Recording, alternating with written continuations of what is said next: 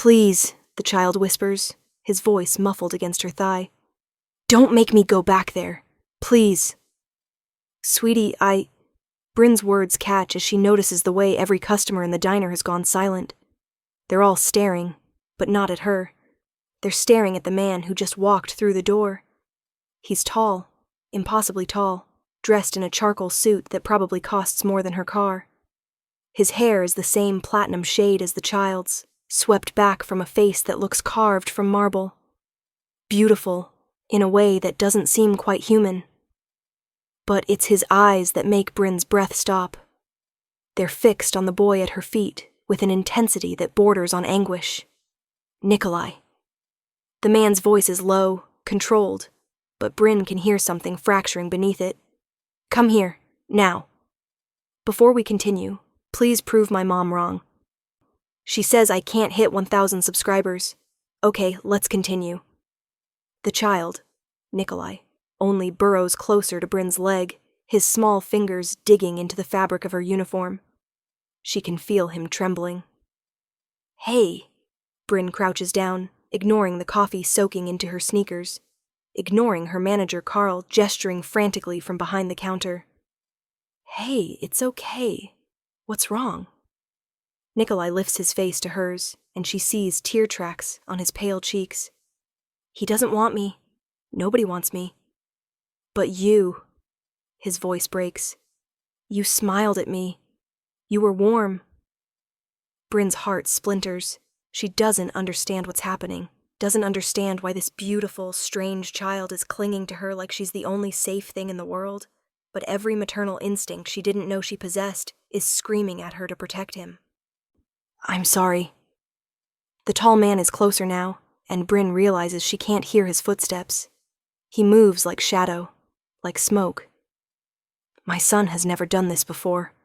I'll remove him. Your son? Bryn looks up at him, still crouched beside Nikolai.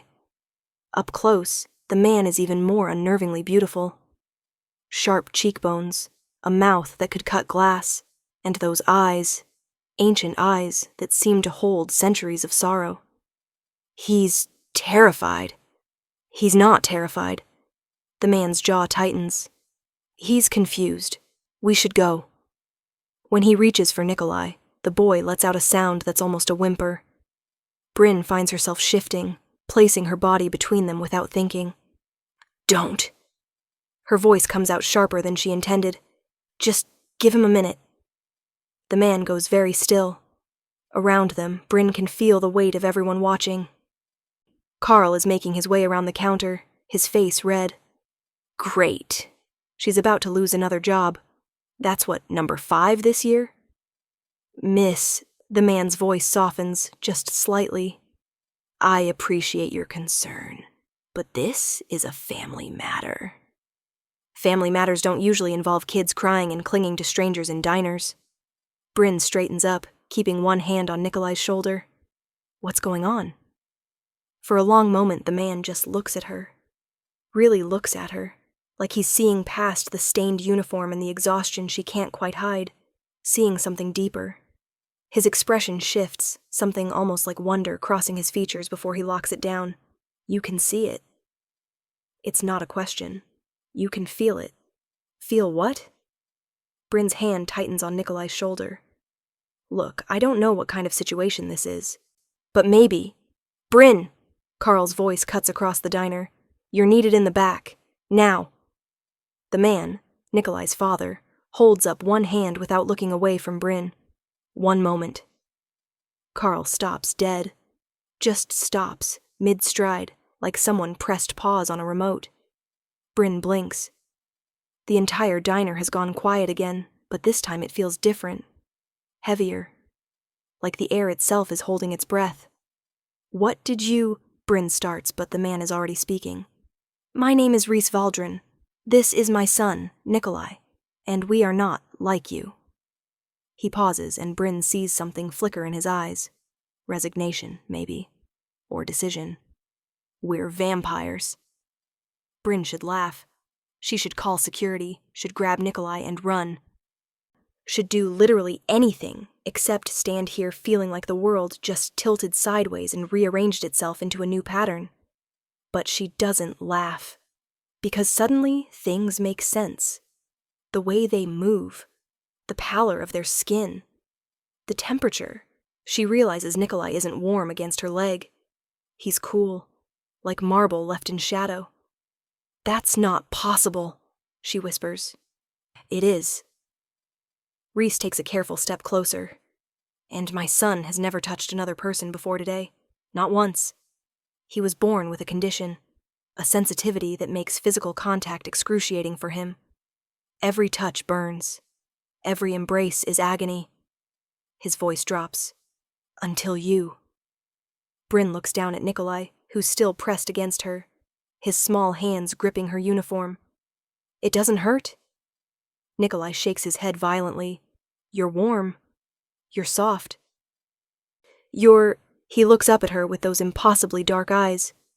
"You're like sunshine." Something in Bryn's chest cracks open.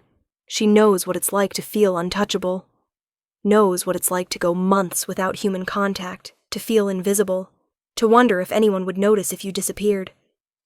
She's been serving coffee and smiling at strangers for 8 months while her savings dwindle and her landlord's notices pile up, feeling like she's made of glass, visible but separate from everyone around her. "I don't understand," she forces the words out. "Why me?" Reese moves closer still, and Bryn realizes he's studying her with the same intensity his son had. "That," he says quietly, "is what I intend to find out. But not here. Not with an audience." He glances around the frozen diner, then back at her. "Will you come with us?" Every rational part of Bryn's brain is screaming no. This is how people disappear. This is how you end up on true crime podcasts. But Nikolai is looking up at her with such raw hope, such desperate need, and she can feel the truth of what Reese said. This child has been alone in his own skin his entire life, and somehow, impossibly, she's the first person who doesn't cause him pain. "If I say no?" she asks. Reese's expression doesn't change. "Then I'll take Nikolai home, and we'll leave you alone. You'll never see us again. Time will resume, and no one here will remember anything unusual happened." "You can do that?" "I can do many things." His voice is steady, but Bryn catches something underneath it. Longing, maybe, or loneliness that matches her own. "But I cannot make you trust me." "That's a choice only you can make." Bryn looks at Carl, frozen mid-step. At the customers, still as statues.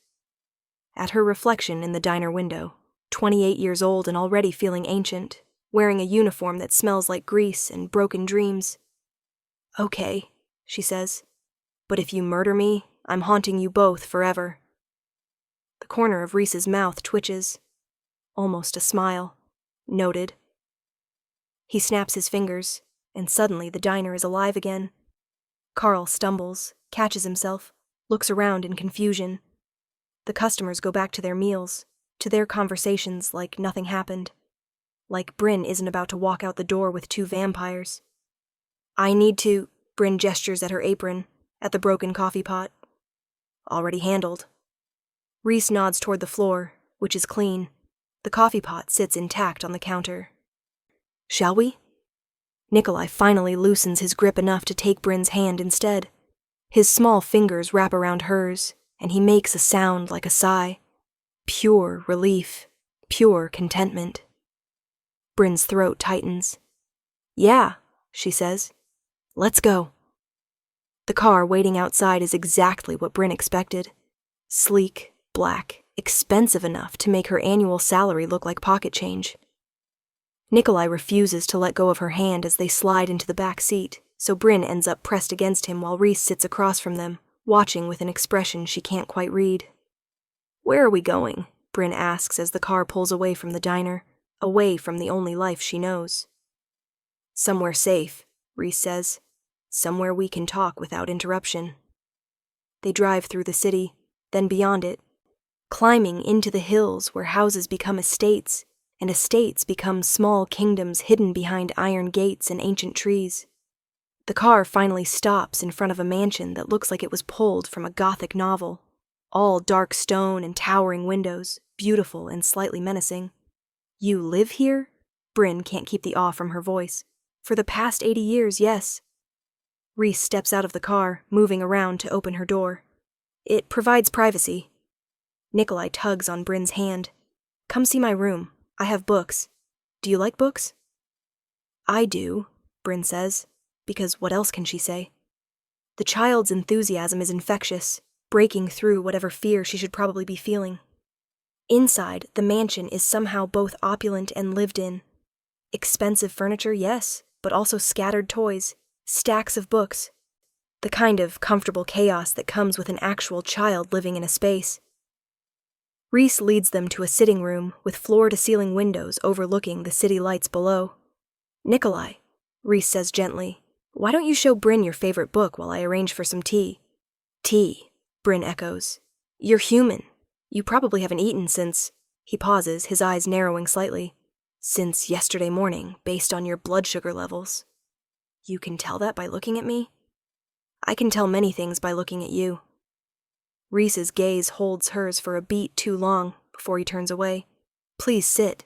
Make yourself comfortable. You're safe here. Nikolai pulls Bryn to a plush sofa, finally releasing her hand long enough to dart across the room to a bookshelf. He returns with a battered copy of The Velveteen Rabbit, pressing it into her lap with reverent care. This one's about becoming real, he says, climbing up beside her. Through being loved. Bryn's throat tightens again. She opens the book, running her fingers over the worn pages. Your favorite? Nikolai nods, then carefully, hesitantly, leans against her side. Testing. When she doesn't pull away, when she actually wraps an arm around his small shoulders, he melts into her with a shuddering exhale. It doesn't hurt, he whispers again, like he still can't quite believe it. Why doesn't it hurt? I don't know, sweetheart. Bryn presses her cheek to the top of his head, breathing in the strange scent of him. Old books and winter air and something else. Something not quite mortal. But I'm glad. Rhys returns with a tray of tea and, surprisingly, an array of sandwiches and pastries that look like they came from an expensive bakery. He sets it on the coffee table in front of them, his movements precise and controlled, but Bryn catches the way his eyes linger on his son. On the way, Nikolai is curled against her, peaceful in a way that clearly doesn't happen often. Eat, Rhys says to Bryn. Please. She realizes she's starving. The sandwich is gone in minutes, the tea warming her from the inside. Rhys settles into a chair across from them, watching with that same unreadable expression. You said you wanted to talk, Bryn prompts. I did. I do. Rhys leans forward, elbows on his knees. Nikolai's condition is rare, even among our kind. He was born, created, unable to tolerate touch from anyone. His mother... He stops, jaw tightening. His mother couldn't hold him. I couldn't hold him.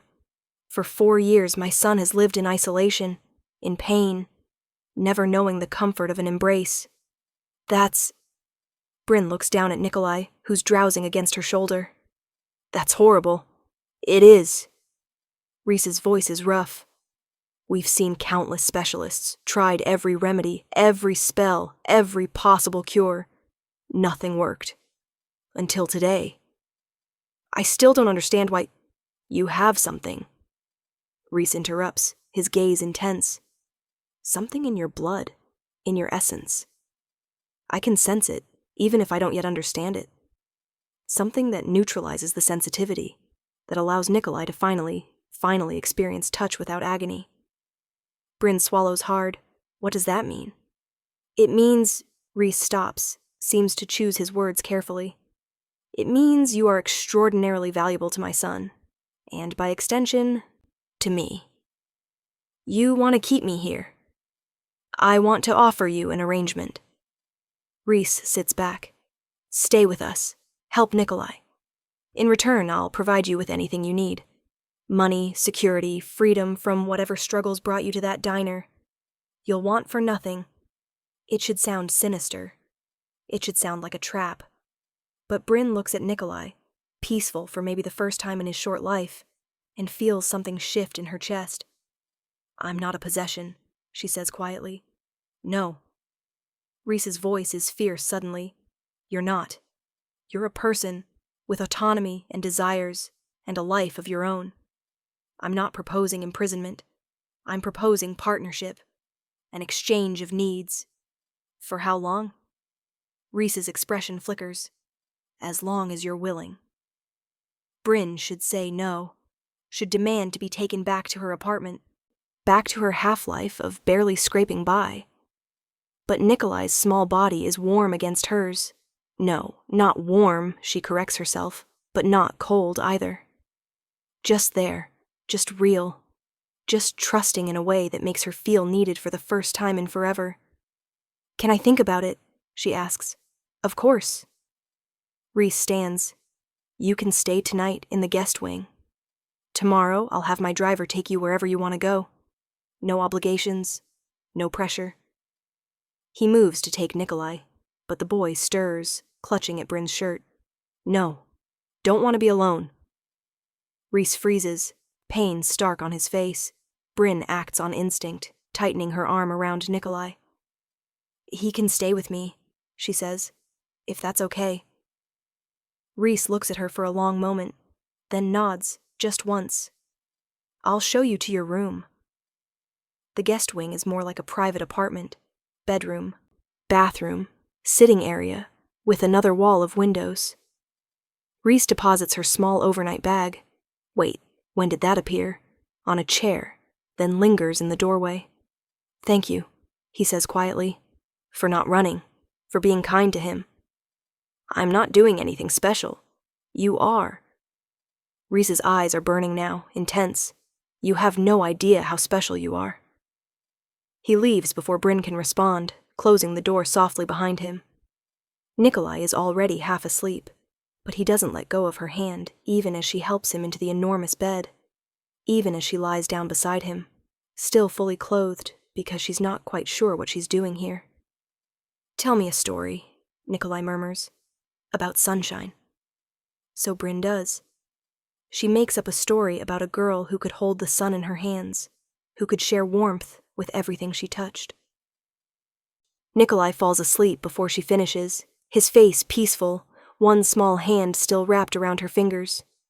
Bryn lies awake long into the night, watching the city lights through the window, feeling the weight of a child who's never known comfort pressed against her side.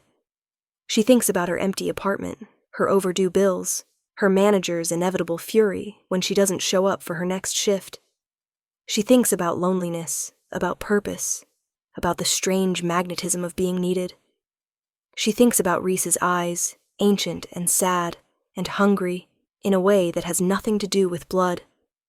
When she finally sleeps, she dreams of winter and stone and a voice calling her home. Bryn wakes to find Nikolai watching her with those dark, fathomless eyes. Sunlight streams through the windows. She jolts, sitting up. "You're okay," she says quickly. "The sun doesn't hurt me." Nikolai smiles, and it transforms his solemn little face into something radiant. "We're not like the stories. We can walk in daylight. We just prefer the night." "Oh," Bryn relaxes slightly. "That's good. Father wants to see you." Nikolai bounces a little on the bed, excitement making him look even more childlike. "For breakfast?" "Well, your breakfast. We already ate." "You did?" Nikolai nods seriously. "Father keeps blood in the kitchen, from donors who work with us. It's very ethical." The casual way he says it makes Bryn want to laugh, but she swallows it down. This is his normal. "Okay, give me a few minutes to clean up." She showers quickly in the attached bathroom, which is larger than her entire apartment and stocked with expensive soaps and shampoos. Someone, Rhys, she assumes, has left a change of clothes for her. They fit perfectly. She tries not to think about what that means, about him assessing her body with enough precision to guess her exact size. Nikolai leads her through the mansion, chattering about his favorite rooms, his books, The garden where he likes to play, even though he usually has to play alone, because touching the staff hurts him. He's still holding her hand, like he's afraid she'll disappear if he lets go. The breakfast room is smaller than she expected, intimate, with tall windows overlooking a rose garden. Reese is standing by the window when they enter, but he turns immediately, his eyes finding her with an intensity that makes her breath catch. "Good morning." His voice is formal, but there's something underneath it. "I hope you slept well." "I did." Bryn lets Nikolai pull her to the table, where there's enough food for 5 people. You didn't have to. I wasn't sure what you liked." Reese sits across from her, and Bryn notices he's not eating anything, just watching her with that steady, consuming gaze. There's coffee, tea, fresh fruit, pastries. It's perfect. Bryn reaches for a croissant, suddenly self-conscious under his attention. "Thank you." Nikolai climbs into the chair next to her, close enough that their arms touch. Reese watches this, something complicated crossing his face. "I've been thinking about your offer," Bryn says, "because someone needs to break the tension." "About staying." Reese goes very still. "And? I have questions first." "Of course. What exactly would you want from me?" Bryn sets down her coffee cup. "Beyond being here for Nikolai." Reese considers this. "Honestly, I don't know yet. We're in uncharted territory, but at minimum, your presence, your touch, for Nikolai, your company, your..." He pauses. "You." The word hangs in the air between them. "I'm nobody," Bryn says quietly. "I'm a waitress with a checking account balance of $83 and a landlord who wants me evicted. I dropped out of college. I haven't talked to my family in 2 years. I'm nothing special." "You're wrong." Reese leans forward, and the intensity in his eyes makes Bryn's pulse quicken. "You walked into my son's life and gave him something I've spent 4 years and countless resources trying to provide. You made him feel safe. You made him feel wanted. That's everything. But I don't know anything about vampires, about your world." "I will teach you," Nikolai pipes up. "I'll teach you. I know lots of things." Bryn looks at the child, at his eager expression, and feels her resistance crumbling. "What would I tell people? My friends?" "Do you have friends in the city?" Reese asks, not unkindly. Bryn's silence is answer enough. "Then tell no one," Reese continues. "Or tell them you've taken a live-in position with a wealthy family. It's close enough to the truth. Your apartment lease, I'll handle it. Your bills, handled. Any debt you're carrying, gone. You'll have your own suite here, your own space. Access to anything you need or want. The only requirement is that you spend time with Nikolai. That you let him," his voice softens, "that you let him be held." "For how long?" Bryn asks again. This time Reese doesn't answer immediately. He looks at his son. At the way Nikolai is pressed against Bryn's side like a flower turning toward the sun, and something raw crosses his face. "As long as it takes," he says finally, "as long as you're willing to stay." Bryn thinks about her empty apartment, her dead-end job, the bone-deep loneliness that's been her constant companion for so long. She almost forgot what it felt like to be needed, to matter. "Okay," she says. "I'll stay, for now." Nikolai's face lights up like dawn breaking. Reese's expression does something complicated, relief and hope and something deeper, something that makes Bryn's stomach flip. "Thank you," Reese says, and his voice is rough enough that Bryn knows he means it. The days that follow have a strange, dreamlike quality. Bryn moves into the mansion fully, and her suite turns out to be 3 rooms overlooking the rose garden, bedroom, sitting room, and a bathroom that's basically a spa. Her things from the apartment arrive in boxes, and Reese personally helps her unpack, his movements careful and precise, treating her worn paperbacks with the same reverence he'd show first editions. Nikolai is her constant companion. He follows her everywhere, one small hand always seeking hers, like he's afraid she's a dream he might wake from.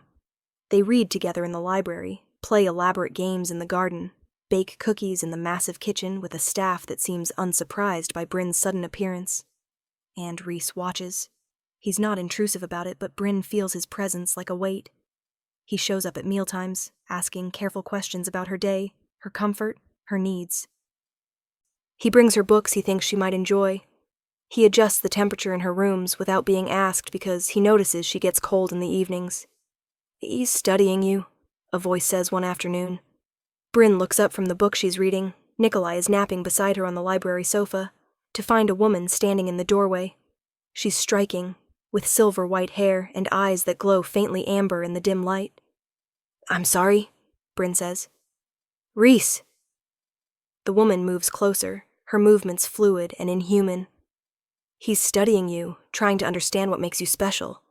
I'm Selene, by the way, Rhys's sister." "Oh."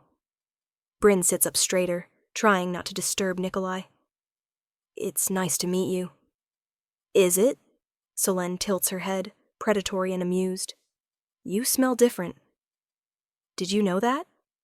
"Not quite human anymore. Or not fully." "Like you're changing." "Changing?" Alarm spikes through Bryn. "What do you mean, changing?" "Relax." Selene waves a hand. "It's nothing bad. Probably. It's just proximity to our kind can do things, especially to someone like you, who seems to have an unusual compatibility with our energy." She pauses. "You're good for him, you know, for Nikolai. He's been alone his whole life, but you're good for Rhys too, even if he won't admit it." "I'm just here for Nikolai," Bryn says firmly. Selene's smile is knowing. "Of course you are." She leaves before Bryn can press further, and Nikolai stirs, blinking sleepy eyes at her. "Aunt Selene?" he mumbles. "Yeah, she seems nice." "She is." Nikolai burrows closer. "But she's wrong." "Wrong about what?" "You're not just here for me." Nikolai looks up at her with those ancient eyes. "You're here for Father, too. He needs you. He's just scared." "Scared of what?" But Nikolai just shakes his head, pressing his face against her shoulder. "Read more?" Bryn reads, but Solene's words echo in her mind. Changing. She studies her reflection that night, looking for differences. Her skin seems clearer, maybe. Her eyes brighter. Or maybe she's imagining it. She's not imagining the way Rhys looks at her, though. It happens at dinner a week after she moved in. Nikolai has already excused himself to bed, leaving Bryn alone with Rhys in the dining room. Rain drums against the windows, and candlelight flickers between them. "You've been here a week," Rhys says suddenly. "Are you happy?" "Happy," Bryn considers. "I don't know if happy is the right word. Content, maybe. Useful." "Useful." Rhys's mouth twists. "You deserve more than useful." "Do I?" Bryn meets his eyes across the table. "You don't know anything about me. I know you worked 2 jobs before landing at that diner. I know your mother remarried someone you didn't like, and you left rather than cause problems. I know you've been alone for 2 years, barely surviving, convincing yourself you don't deserve more." Rhys's voice is soft but relentless. "I know you have nightmares about drowning, about being invisible, about disappearing and no one noticing. I know—" "How?" Bryn demands, her heart racing. "How do you know that?" "Because I see you." Rhys stands, moving around the table with that unnatural grace. "I see you, Bryn, not the version you show the world. The real you, the one who's terrified of being forgotten." He's close now, close enough that Bryn has to tilt her head back to meet his eyes. They're burning, intense, almost desperate. "You brought my son back to life," Rhys continues, his voice dropping to barely above a whisper. "You gave him something I couldn't. And every day you're here, every moment you spend holding him, being patient with him, loving him." He stops, jaw tight. "You're giving me back something I thought I'd lost forever. The ability to see my son happy." "Rhys," Bryn's voice catches. "I want to touch you." The confession comes out raw, almost broken. "I want to touch you the way Nikolai does. Want to know if you feel the same to me. Want to—" He stops himself, stepping back abruptly. "Forgive me. That was inappropriate. Was it? Bryn stands too, her legs shaking. You saved me too, you know. From that diner. From drowning. You pulled me out of my life and gave me purpose. Gave me Nikolai. So maybe, she takes a breath, maybe we saved each other. Rhys stares at her, something fierce and yearning in his expression. Then, slowly, carefully, he reaches out. His hand hovers near her cheek, not quite touching. May I? He asks. Bryn nods, not trusting her voice. His fingertips brush her skin, just barely, featherlight, and they both inhale sharply. His touch is cool, but not cold, and Bryn can feel something passing between them. Energy, maybe. Recognition. You feel like sunrise, Rhys murmurs, like the warmth I haven't felt in 3 centuries. You feel like coming home, Bryn whispers back. They stand there, his hand cradling her face, the rain falling outside, something profound and impossible taking shape between them. Then Rhys withdraws, putting distance between them with visible effort. This complicates things, he says roughly. Does it have to? You're human.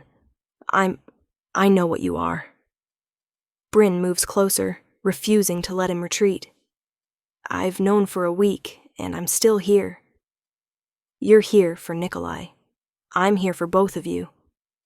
The truth of it settles over Bryn like a revelation. I'm here because for the first time in years, I feel like I matter, like I'm seen, like I'm... She struggles for words. Like I'm real. Rhys makes a sound low in his throat, almost a growl. Bryn, don't push me away, she says fiercely. Don't tell me this is just about Nikolai, or just about some arrangement. Something's happening here. Between us. And I think you feel it too. I do. Rhys's admission is quiet, almost defeated. God help me, I do. From the moment I saw you in that diner, something in me recognized you. Something fundamental. And every day since has only made it stronger. Then why fight it? Because I'm a vampire king with a 4-year-old son, and enemies who would use you against me if they knew how much you matter. Rhys's eyes are burning again. Because you deserve a normal life with a normal man who can give you sunlight and safety and... I don't want normal. Bryn closes the distance between them. I've had normal. It was lonely and hollow and slowly killing me. I want this. I want... She doesn't finish the sentence. Rhys moves faster than thought, pulling her against him, his mouth finding hers with a desperation that steals her breath. The kiss is nothing like she expected. Not cold, not distant, but burning, consuming. Like he's been starving for centuries and she's the first real thing he's tasted. Bryn kisses him back just as fiercely, her hands fisting in his shirt, all the loneliness and longing of the past 2 years pouring out through the connection.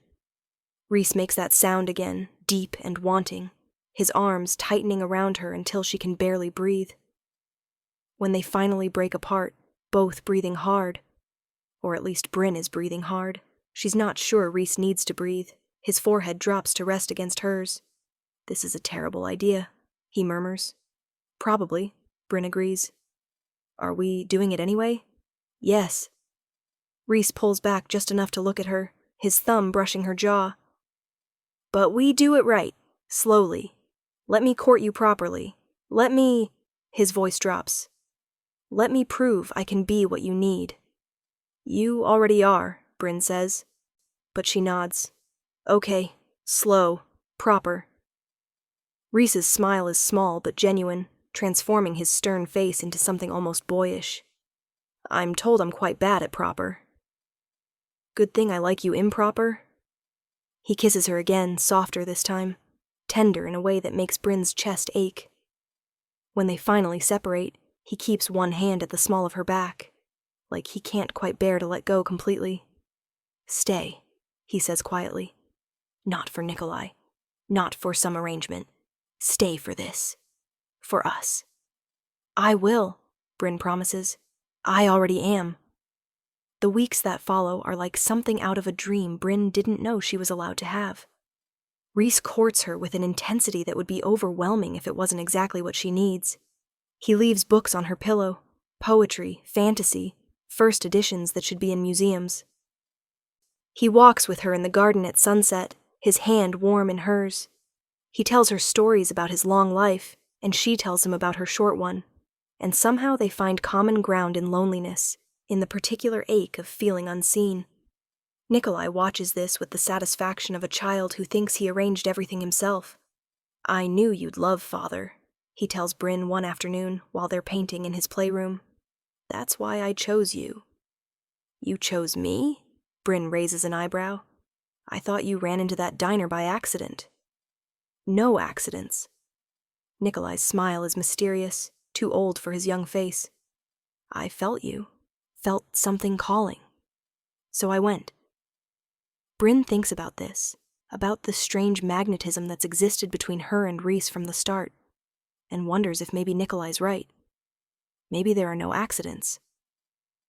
Maybe some connections are just meant to be. 2 months after Bryn moved into the mansion, Rhys invites her to a formal dinner. "There's someone I'd like you to meet," he says, and there's a tension in his voice that makes Bryn nervous.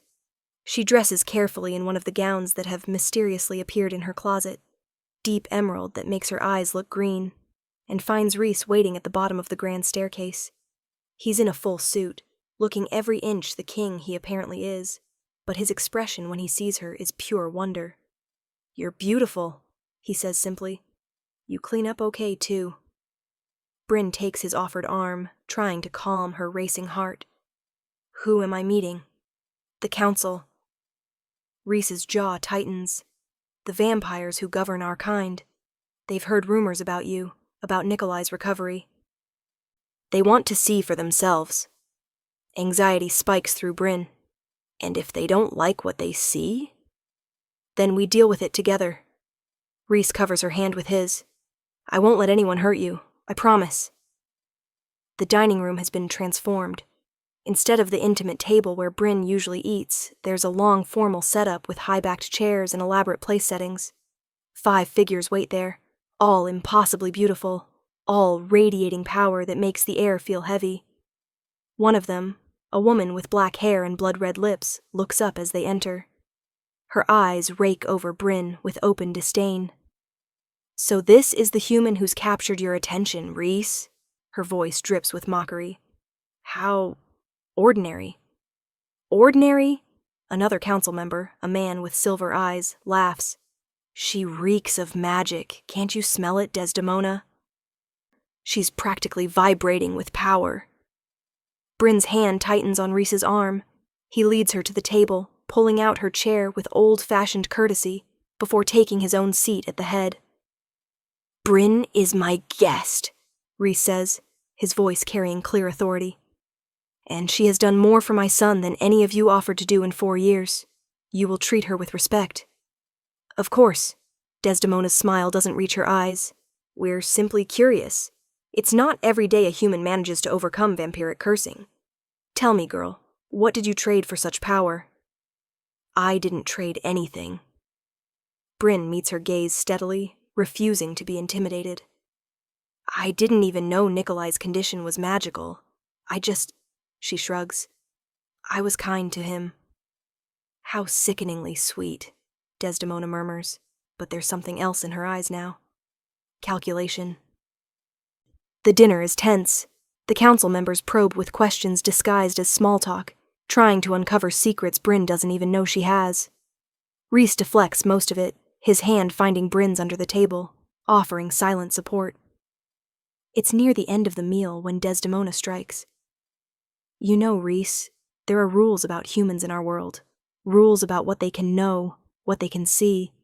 Rules about," her smile turns sharp, "what they can be allowed to remember." Ice floods Bryn's veins. "What?" "Desdemona." Rhys's voice is low, dangerous. "Don't. I'm simply stating facts." Desdemona leans back in her chair. Your human has seen too much, knows too much. The traditional solution would be to alter her memories, return her to her ordinary life. Unless, She pauses deliberately. Unless she's something more than just a convenient comfort object for your son. The room goes very quiet. Rhys stands slowly, and the temperature drops 10 degrees. Bryn is under my protection. She is not some object to be used and discarded. She is... He stops, and when he continues, his voice is rough with emotion. She is my mate. The words land like a thunderclap. Bryn's head snaps up, her heart suddenly racing. Rhys meets her eyes across the table, and she sees it there. The truth, the certainty, the absolute commitment. Your mate? The silver-eyed council member sounds shocked. Rhys, you can't be serious. She's human. She's mine. Rhys moves to Bryn's side, pulling her to her feet and against him in one smooth motion.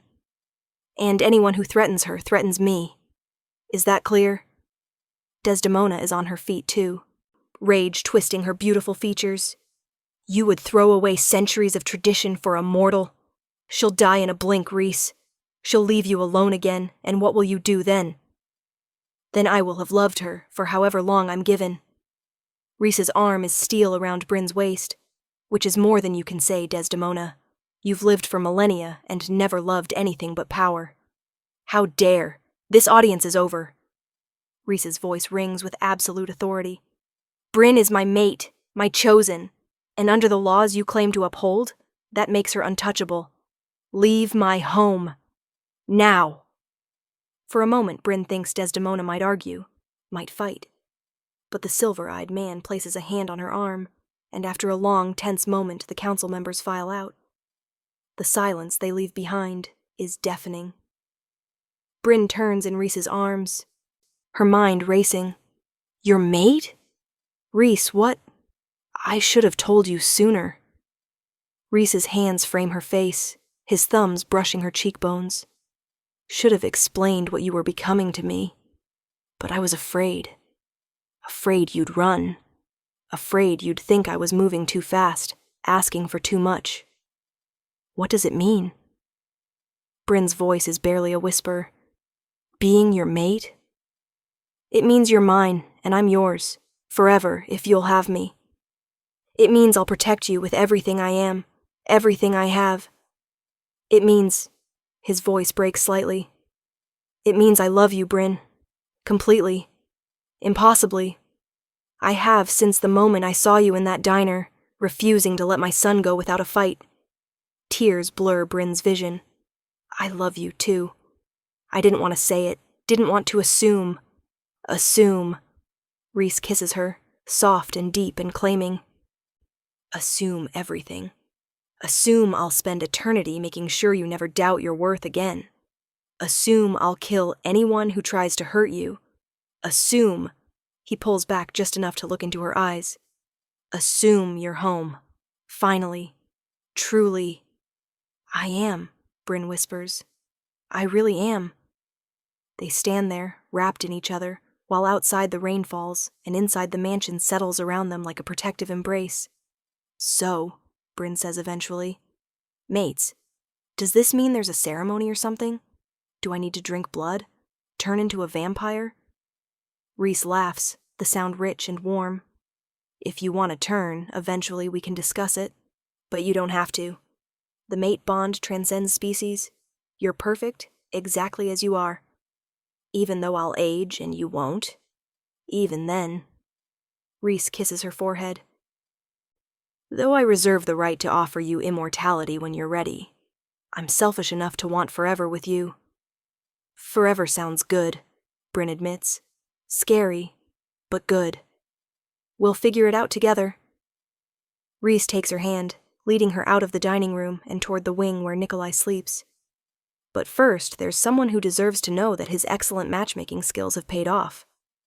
Nikolai is supposed to be sleeping, but he's sitting up in bed when they enter, his dark eyes bright with anticipation. Did you tell her? He demands. Did you tell her you love her? I did, Rhys says, sitting on the edge of the bed while Bryn settles on the other side. And did she say it back? She did. Bryn ruffles his pale hair. You happy? Very. Nikolai beams at them. Now we're a real family. Like in the books. Rhys reaches across his son, his hand finding Bryn's. Yeah, he says softly, like in the books. They sit there together, Vampire King, extraordinary human, and the child who brought them together, while outside the night deepens, and inside, something ancient and profound settles into place. 3 months later, Bryn stands in the rose garden wearing a dress that seems to be made of moonlight and starlight. Rhys waits for her at a makeshift altar, Nikolai beside him as best man, practically vibrating with excitement. The ceremony is small, just Solène and a handful of vampires who serve Rhys, plus the human staff who have become Bryn's friends. No council members. Rhys made it clear they weren't welcome. You look like a dream, Rhys murmurs when Bryn reaches him. Good thing you're awake then, she replies. And he smiles that rare, genuine smile that she's learned to treasure. The vows are simple, traditional and ancient on Rhys's side, heartfelt and improvised on Bryn's. When it's time to seal their bond, Rhys produces a small blade. Blood for blood, he says quietly. Life for life. If you're certain. Bryn offers her hand without hesitation.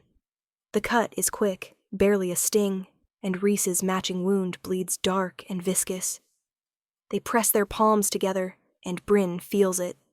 A rush of connection, of power, of absolute rightness. Like 2 pieces of a puzzle finally clicking into place. When they kiss, the garden explodes with light. Literally. Flowers bloom out of season, the air shimmers with what looks like actual magic, and somewhere in the distance, thunder rumbles approval. Show-offs, Solène calls, but she's grinning. Nikolai tugs on Bryn's dress. Can I hug you now? Always, Bryn says, crouching down to pull him close. He wraps his small arms around her neck, and over his head, she meets Rhys's eyes. He's watching them with that expression she's learned to recognize. Overwhelming love mixed with disbelief at his own fortune. We did it, his expression says. We found each other. We're home. We are, Bryn thinks back, and somehow, through the bond, through the magic, through whatever impossible connection exists between them, she knows he hears her. The celebration afterward is more elaborate than Bryn expected. The mansion fills with guests, vampires from Rhys's territory, all coming to meet their king's mate and offer their loyalty. It should be overwhelming, but Rhys never leaves her side, his presence a constant anchor. Around midnight, they slip away to Rhys's private quarters. Now their quarters. Nikolai is sleeping peacefully in his room down the hall, finally able to sleep through the night without nightmares, without pain. Happy? Rhys asks, pulling Bryn against him. Deliriously, Bryn admits, though I still can't quite believe this is my life. 6 months ago, I was serving coffee and dodging rent collectors. 6 months ago, I was a lonely king with a suffering son and no hope. Rhys cups her face, his thumbs tracing her cheekbones. And then you walked into that diner and changed everything. Technically, Nikolai ran into the diner. Semantics. Rhys kisses her, slow and deep. The point is, you're here. You're mine. And I plan to spend the next several centuries making sure you never regret choosing us. Several centuries? Bryn pulls back slightly. So we're doing the immortality thing? Only if you want to. Rhys's expression turns serious. I meant what I said. You're perfect as you are. If you want to live a human lifespan, I'll cherish every moment. But if you want forever, his voice drops. I'm selfish enough to hope you'll choose forever. Bryn thinks about it, about her old life, lonely, struggling, invisible, about this new one, strange and magical and full of purpose, about Nikolai, who needs her, about Rhys, who loves her in a way she never thought possible. Ask me again in a few years, she says finally, when I've had time to really understand what forever means. I can do that. Rhys kisses her forehead. I can wait. I'm very good at waiting. Liar, You're terrible at waiting. You claimed me in front of the entire council after knowing me for 2 months. 2 months was already too long. Rhys's smile is wicked. I wanted to claim you that first night. When you held my son and looked at me like I was worth seeing. You are worth seeing, Bryn says fiercely. You're worth everything. He kisses her again, and the world narrows to just this. His touch, his love, his absolute certainty that she belongs here, with him, with them. Later, much later, as dawn starts to lighten the sky, and Rhys finally sleeps beside her. Yes, vampire sleep, another myth debunked. Bryn lies awake, marveling at the strange path that brought her here. She thinks about the girl she was 6 months ago, alone, struggling, convinced she'd never matter to anyone. She thinks about walking into that diner for another soul-crushing shift, never imagining that a small boy with moonlight hair would change everything. She thinks about destiny, about choice, about the way love can find you in the most unexpected places. From down the hall, she hears Nikolai stirring. Without waking Rhys, she slips out of bed and pads to his room. He's standing by the window, looking out at the dawn. Can't sleep? Bryn asks softly. Nikolai turns, and his smile is pure sunshine. I was just thinking. About before you came. About how lonely it was. Bryn crosses the room, pulling him into a hug that he melts into without hesitation. You're not lonely anymore. None of us are. Nikolai looks up at her. You saved us. All of us. You saved me first, Bryn corrects gently. You found me when I was drowning. You gave me a reason to be. Then we saved each other.